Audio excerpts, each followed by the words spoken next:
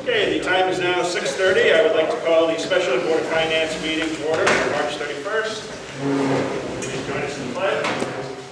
Pledge allegiance to the flag of the United States of America, to the republic for which it stands, one nation, under God, indivisible, with liberty and justice for all.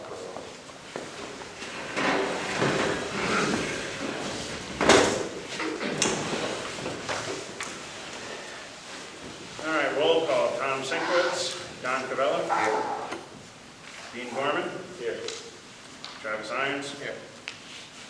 Ed Dumaine. Here. Gary Stalwine. Here. Matt Rady. In attendance. Keith Shirley. Present. And Kelly Doty is absent, correct? So you'll be recording tonight. And thank you. Acceptance of the minutes from the March 17th, 2021 meeting. They were posted and distributed. Any questions, comments?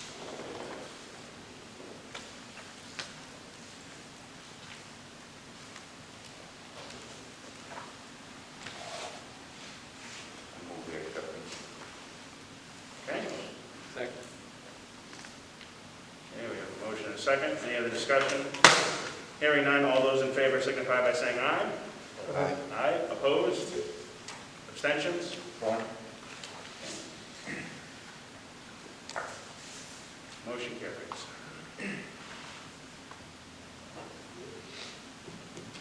All right, our one and only item under new business. Item 1, to discuss on proposed fiscal year 2021-2022 budget. So, big thing I want to make sure tonight is that all Board of Finance members at this time should have received their binders for all the proposed budgets for the departments. That was a big thing we want to, of course, get on top of. I know some of you have already got them prior to tonight, which was great. Started reviewing them. We are going to be, of course, having quite a few meetings in the next month and a half. So please do everything you can to make them. We want to have full attendance at all these budget meetings. But in the event where things come up, just please make sure you communicate to me and let me know if you will not be here.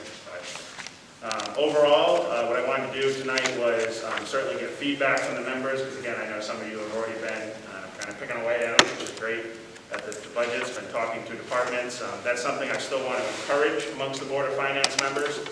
If you do have specific questions, we do have the department head meeting that's coming up on April 14th. But keeping in mind that that's not your one and only opportunity at that meeting, of course, to speak to the departments. All department heads that I've talked to, of course, said they can make themselves available, during the week, communicate via, talk on the phone with them, set up a meeting time to go down, whether it be the police station, schools, here at Town Hall. But I definitely encourage that because, again, we're going to, take in as much information as we can at these budget meetings. But, if you feel that you need, additional information that's not necessarily being provided for us in here, feel free to reach out to that department directly. You don't have to wait till the department head meeting to officially do that. So I want to get feedback from the Board of Finance members first, and then also, I believe we have all 3 Board of Selectmen here tonight, so certainly wanted to give them the opportunity to give any feedback, any concerns, comments pertaining towards the budget. So I will start, and then I will go around to the other members and see what they have to say. So overall, the big thing that I'm keeping in mind for this year, as we typically say every year, is not increasing taxes on our citizens. In the feedback and talking between last year and this year, a lot of people, their circumstances have been already bad prior to COVID, and for many, they've gotten progressively worse. So, these conversations I know that I have with people, they're hurting. A lot of people are hurting. These are people that we don't necessarily see come here to our budget meetings. We don't necessarily talk to them all the time personally, but there's a lot of them here in town. And that's something that I'm always keeping in the back of my mind, but to me this year, more importantly, because of what's happened over the course of the past year, I think it's even more important to kind of reiterate that and keep that in mind during the whole budget season, is that we should not be increasing the burden on the taxpayers. And it's a fine balancing act, because as we know, part of our job here is that we have to try to find as balanced a budget as possible to support our departments. Education, of course, being one of the most costly, but important ones as well. But at the same time, we can't forget about the smaller departments. We do have some departments here, and talking to some department heads in past budget cycles, we've kind of put them on the back burner, whether it was is towards capital improvements that they need. It's just things that we really should have considered in previous budget years, but for one reason or another we didn't, or we had to eliminate it because we were trying to probably, ease the burden back then too in prior budget seasons. But so we always got to keep that in mind. But at the same point, we can't, not be investing into our departments.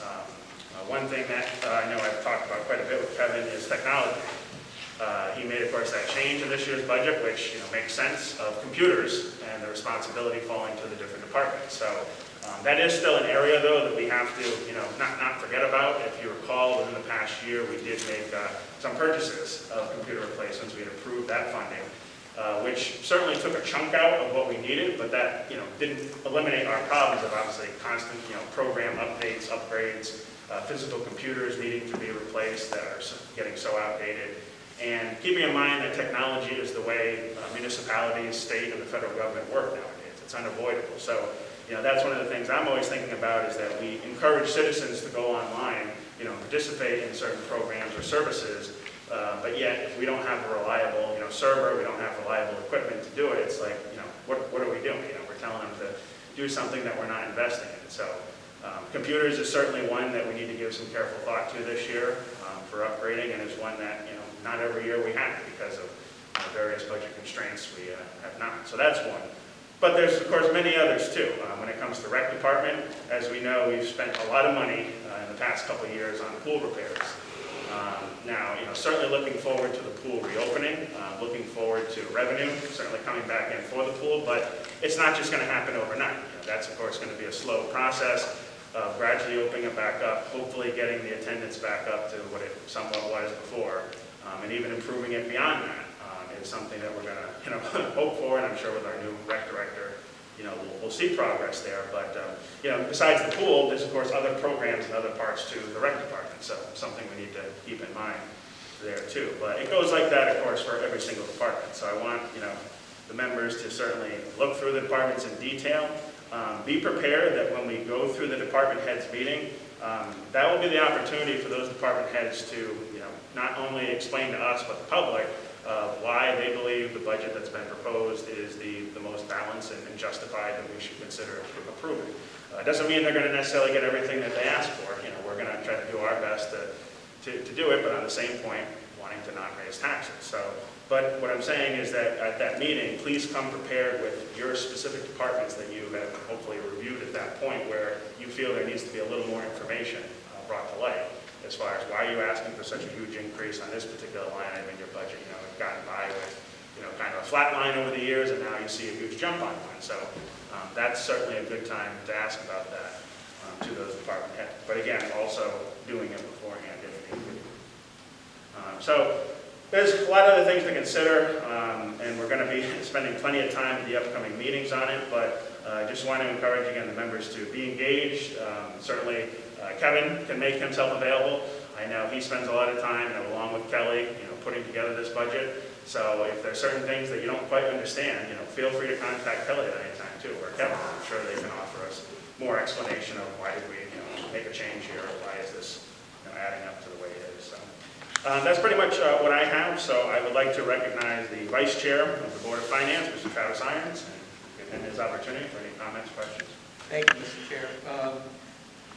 Well, I'll echo the sentiments of the chair in recognizing the difficult economic climate. I also recognize the fact that we're in a town that can't remain stagnant, if you will. And I think the cost of doing business kind of folds into this budget process. I'm most interested to hear from the selectmen and also the finance director at what's driving at this proposed increase. And I mean, I'm certainly of the opinion that, I understand an increase. I understand that needs to happen. I mean, just personnel-wise, looking across the department heads, you've gone from a part-time rec director to a full-time rec director. You've got all the benefits associated with that. We're moving into a new situation with the fire marshal's office and getting that salary to something a little more competitive with the municipalities around us. So, I mean, all of that adds up. I think that there's going to be a very good explanation for this increase in the budget. So I'm definitely open to hearing about all that. Okay, Chief, Hi. Your No, thoughts? I agree with Travis and the chair. I understand the need for an increase, but at a time when so many are struggling, especially through the worst pandemic in our lifetime. I'm interested to hear from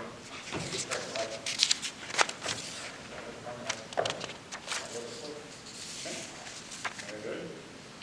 Matt? Well, I have a feeling that the same sentiment is going to be echoed throughout the board. And I don't think anybody in the room would necessarily disagree with, we don't want to see taxes a dime higher than they have to be. I'd rather than not see a penny higher than they have to be.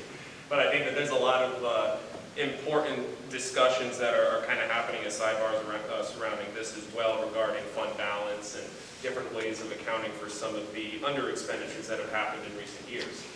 The pandemic aside, any extra money that's sitting in the town coffer was too much of a tax burden. We could do better. It's not to say that there wasn't an effort. So we need to be really conscientious of what we're asking for, what is the justification, and what can we potentially offset these costs with. Because ultimately it does come down to a town who, the median income is, I think, 40,000 or something, and close to that neighborhood that we discussed at our last meeting. So as far as comments regarding to specific line items, I'm still chopping through that, but I look forward to hearing all the detail and the argumentation surrounding this budget process. Okay, thank you. Don, any thoughts? Yeah, really, yeah. Again, just picking at it a little bit so far. I'm all for improvements in the town. I'm not in favor of using the Band-Aid approach. Try to spend the extra money to get it fixed right.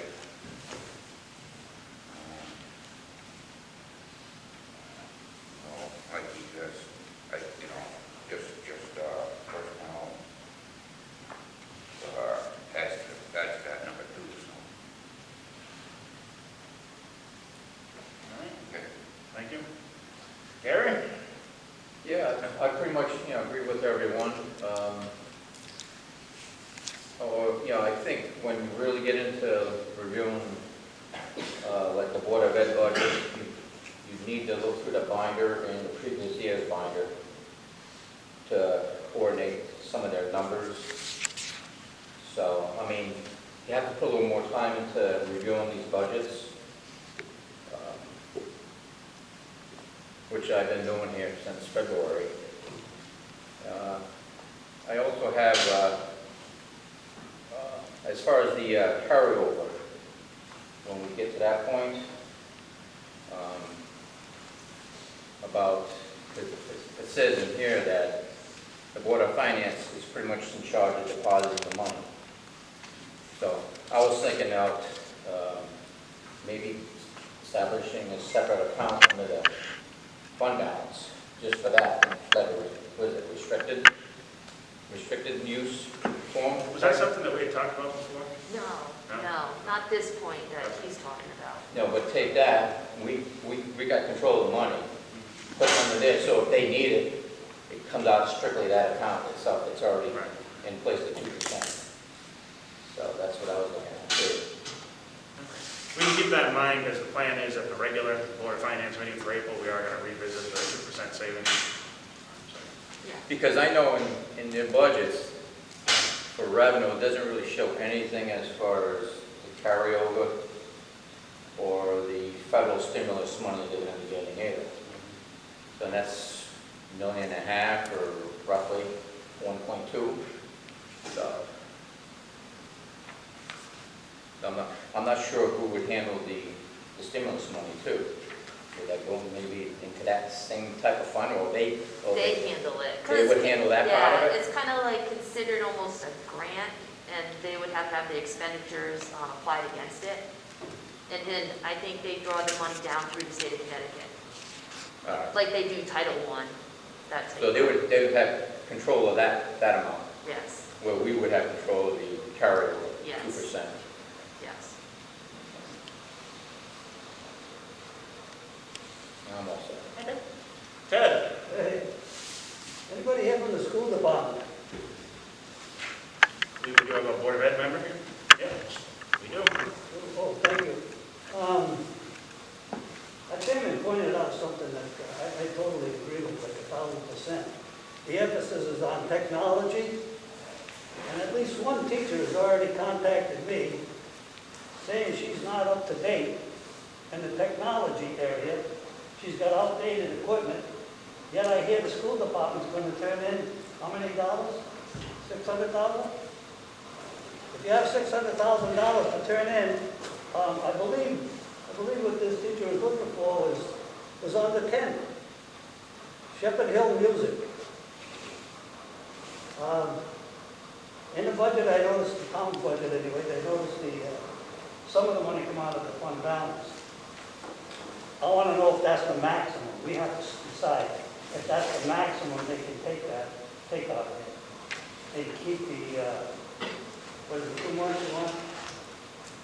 Something I think we should look at really, really good. I think we can take more out of the fund balance and cut the bottom line. Also, I did take a minute today to go check our grand list. I don't know if any of you guys have had that opportunity. Our net grand list is $20,122,162. And we compute 97% collection. Basically, we're going to get more than the 97% collection.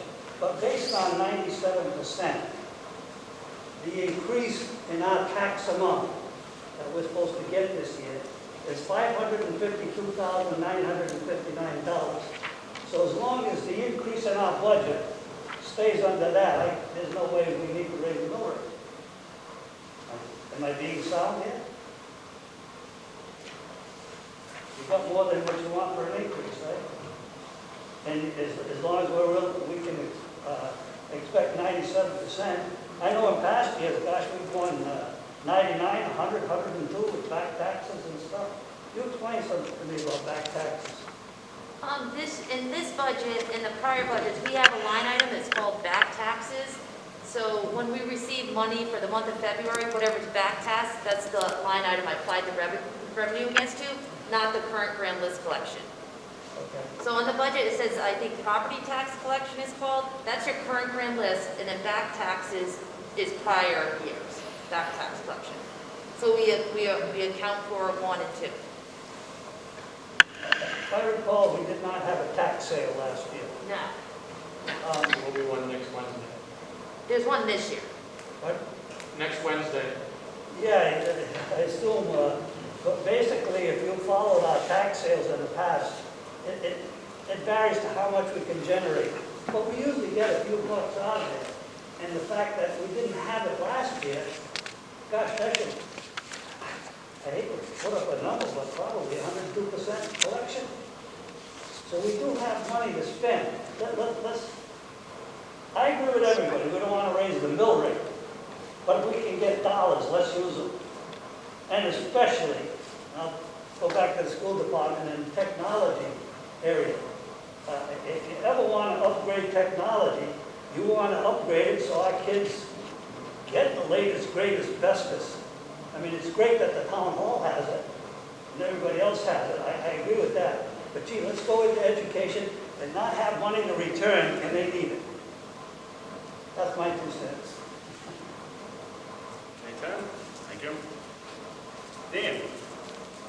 I've had a few minutes to pick over some of the department head budgets, and individually, they're not scary, but collectively, it creates a potential for an increase. But I would agree with this gentleman here, if we can find a way to offset that without raising the taxes, but to recoup some of what might be owed to us and take advantage of some grants, be able to meet the needs of some of our department heads.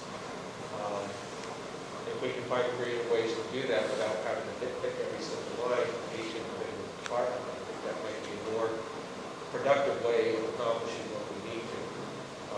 It would create less friction, perhaps, between the board and the department heads, although I don't feel that there's friction at this point. But I do think that as we approach budget season, when we start looking at each individual department and say, hey, listen, we need you to cut back here, find a way to cut back a little bit. If we can avoid that process and still keep maintain what we want to do and accomplish some of the goals, like getting this teacher this equipment she needs, I think that's a course of action we could hopefully pursue. Okay, thank you. Now I'd like to recognize, I wanted to also get any feedback, like I said, from the Board of Selectmen. So Kathy, any thoughts? I do have some thoughts. Okay. Tom. So when we look at that budget, we know there's numbers that are going to be changed. But I think the important thing for everybody to look at is every week when you get your budget or when you get them for your meetings, you need to look at the percentages of what is left in each one of those line items. So some of those line items that have large amounts left in them, if you look at the proposed budget, there's increases for some of those same line items. There's no reason to have an increase when you're going to have money left over from this year in those line items. So those are things that you really need to look at, that there's no need for an increase. Instead of having money left over that's just going to go back into the town, why put increases in? And again, I know it's a proposed budget, so you always go through and that's what you look at. But it's just something to keep in mind. Thank you. All right. I'm all set. I asked my questions at the Board of Selectmen. I'll wait for the next one. Yeah. Yep. Okay. Very good. Kevin? Well, thank you for the opportunity to speak. I echo what you've all said. I think this is something that we need to look at a little more detailed, department by department. That's why you do have the department head meetings. You also talk to the Board of Education about their budget. The only thing that I would say, and I do hear what you're saying, Kathy, I think that though this year is extremely challenging because it's different. Different because we're in a year of COVID. And that year of COVID has caused us to go into a freeze. So you can see some of those line items were held back because, especially if you look at recreation. Recreation will look totally different had we been in a regular year. But there are some areas which you look at and you say, well, why is that not expended so much? Most of the time that answer is going to come back because we've been in a freeze because of COVID. There are some areas where we definitely would be willing to look at, and I've talked to you before about this, and I'll say the same thing from before. Whatever you need to do to get to the bottom line number of making so the impact to the residents is not going to be something that they're going to be hurtful with. In other words, any increases in our, for the bottom line of the mill rate would be helpful. So I will do whatever it is needed to do so, and I know I've been talking on a regular basis, sometimes almost hourly, but we talk on a regular basis about what we can do to bring those numbers back in alignment to help out. I know that the Board of Education will probably be doing, I'm not going to speak for you, but the Board of Education would be willing to do the same thing. But I think there is a happy middle ground somewhere along the lines of what we can do to utilize some of the ESSER funds that you talked about already, the money coming in from the federal government to offset in that 2% area. So those could be utilized, I think, in a little more pragmatic way of looking at how those monies are put into the budget to offset some of the things that are done on a regular basis, like maintenance items, or because those are coming directly for them. I know on the town side we do have, and I know you don't have really purview over this for the sewer department, but we have a $1.493 million coming to the town of Plainfield to cover whether it's COVID-related issues for employment or businesses or nonprofits. And the final one was you could either use it for water, sewer, or infrastructure updates. So those are the things that we're looking at to help out, to help offset some of those. For those who don't know, the sewer department has been years and years and years of not being attended to with some of the equipment they need. This would be a great time to do that. But as far as our regular budget goes, I think whatever you need to do to bring it to a zero mill in that case, I can work with Kelly, and we'll work with you to do that. It's just a matter of, we'll go through it department by department, allow them to give a presentation, and you can ask the questions from them, obviously, and we'll do what we can to get down to that magic number.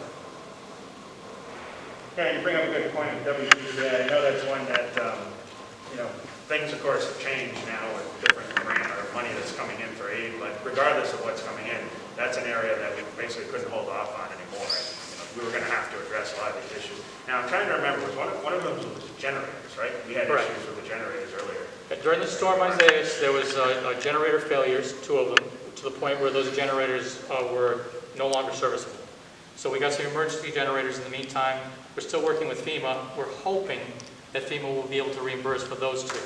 In the meantime, within our budget for WPCA, we're looking to do replacements normally of a couple more. There were 1972 and 1976 generators still operating. Now they get checked on a weekly basis, but eventually you got to take the time to replace them. So this will be a great opportunity to add more into that list for replacement. There's also a tank that a few years ago, a holding tank that basically had a price tag of $500,000. We're going to guess probably 6.25 by now. So those things can be done. We can upgrade some of the other services within the sewer department, and it'll help tremendously for something that we don't have to add another additional burden on to those people utilizing that service. So while the COVID has not been helpful, in some areas it is actually benefiting some of the things we will be doing in the future. So, but for the town budget, we were open to suggestions, and in dialogue back and forth, that's fine. So I appreciate the time to be able to speak, and we'll be here with you on the 14th. Now, Kelly, with the proposals as they stand right now, with obviously no adjustments on it, we were still at 0.62? 0.62. Yeah. Of an So- increase, yeah. I was talking to Ted this afternoon when he came in to get his binder, and we started talking about the collection rate. So like right now, this budget is at a 97% collection rate. Last year, we used 98. And as of right now, through February, I'm already at 97% collected. So maybe that's an option that we go back to 98% collection. I just want to bring that up to you. And that would cause an increase of $323,496 instead of an increase of $615. So that's, a discussion item if we do that. And it might be good to look back at the history of how the last 4 or 5 years went. I know Ted's watching it on a regular basis. It was over 97%. Yeah. It's always well over. Yeah. Yeah, it was over 97%. We don't anticipate a lot of money coming in from the tax sale from next week. Really don't, because I went over that what each item was with the tax collector. There's not a lot of money to be made in those areas, but we at least might be able to get some money from this one. They're very small parcels, or very small recoups. You're not going to get a lot of money out of them.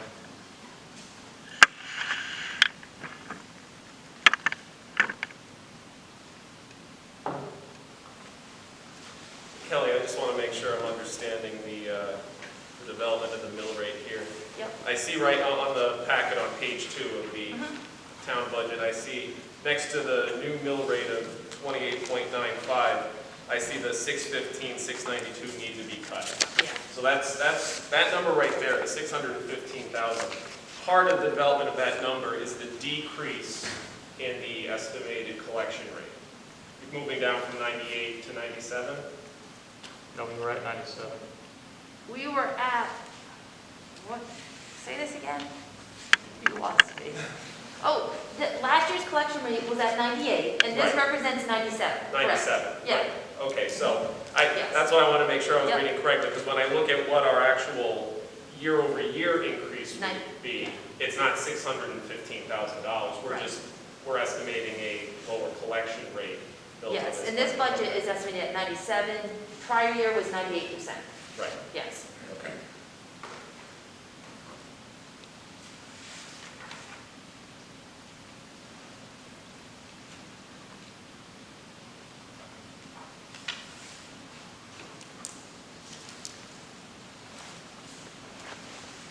I do have another question.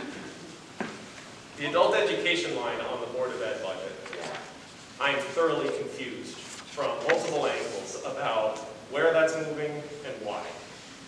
Adult education, we draw down with the state of Connecticut. It's a grant. So you apply that for adult education, usually it's EastCon is the provider for adult education. So the school is incurring the expenditure, so for them to offset the expenditure with a grant coming in, they net it together, and it flows through the federal grant account. Okay. So in previous years, we've reflected that Exactly, yes. on this line, and then in this We proposal. never, if you looked in the audit report, we never received it. You Okay. never saw a revenue applied against that. If you look at past audit reports, they're always zero. Okay, so Because the auditors never apply it because they net it to their expenditures. so am I to read this as we're aligning ourselves with how this would look to a third-party auditing? All right.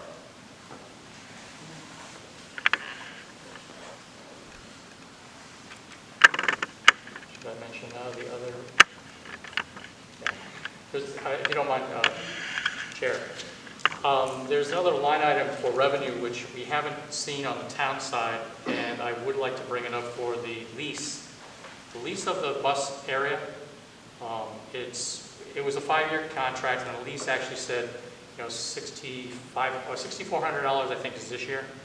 Well, they're now going back into contract with the only person who bid on it, which was DATCO. And they should be coming to the town of Plainfield to do a signed contract for that lease. I've asked and spoken to Kelly about this, and there has been no money really coming into the town of Plainfield for that lease where it should have.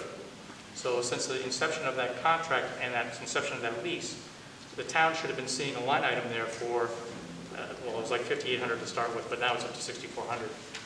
So we'll hope to correct that so you can see an actual revenue line item on the town side coming in for that lease when we sit down and finally talk about a contract for that. Because they're using multiple areas. They're using the bay for the bus garage to help to repair their buses.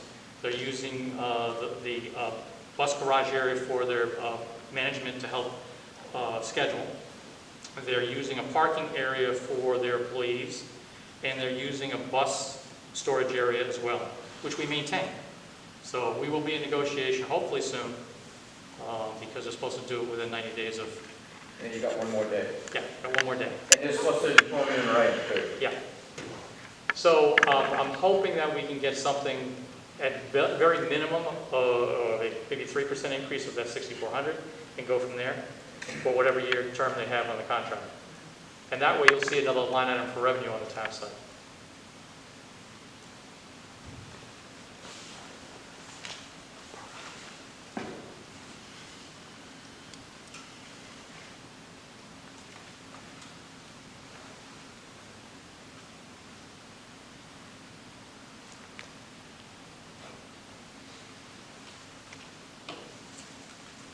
Okay, any other comments, questions from the Board of Finance members regarding the proposed budget?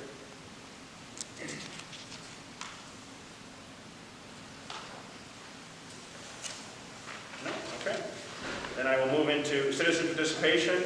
Keeping in mind this is a special meeting, so any questions, comments, or concerns have to pertain to what was discussed at the meeting. I open the floor. I just have a question. It may sound stupid, but I don't remember. Did you accept the minutes from last time? Yes. Oh, you did, okay. You did it so fast, I didn't catch it. Thank you. Yep.